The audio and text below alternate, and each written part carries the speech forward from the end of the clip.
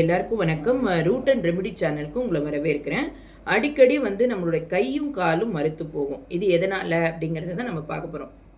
இரத்த ஓட்டம் தடைப்படுறதுனால தசைப்பட பிடிப்பு உணர்வின்மை, செரிமான பிரச்சனைகள், கை அல்லது கால்களில் மறுத்து போகுது போன்ற அறிகுறிகள் எதனால் வருது அப்படின்னு பார்த்தீங்கன்னாக்கா நம்மளுடைய உணவை நம்ம சரியான டைம்க்கு எடுக்காதது ஒன்று.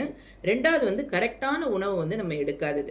அதனால தான் பிளட் சர்க்குலேஷன் நமக்கு சீராக இல்லை. ஸோ இந்த பிளட் சர்க்குலேஷன் ரெகுலராக நம்ம கரெக்டான மெடிசன்ஸ், கரெக்டான சாப்பாடை கரெக்டான டைமில் சாப்பிட்டாலே இந்த பிளட் சர்க்குலேஷன் சீராக இருக்கும். அந்த பிளட் சர்க்குலேஷன் சீராக இருந்தாலே உங்களுடைய கைகள்லையோ கால்கள்லையோ கண்டிப்பாக மறுத்து போகாது. அதே மாதிரி சுகர் இருந்தாலும் கண்டிப்பாக கைகள்லையும் கால்கள்லையும் கொஞ்சம் எரிச்சல் இருக்கும்.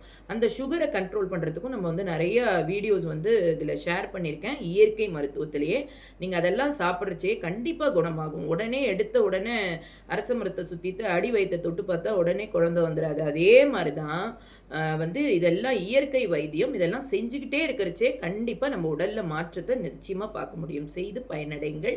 Thank you so much. மறக்காமல் என்ன பண்ணிடுங்க, சப்ஸ்கிரைப்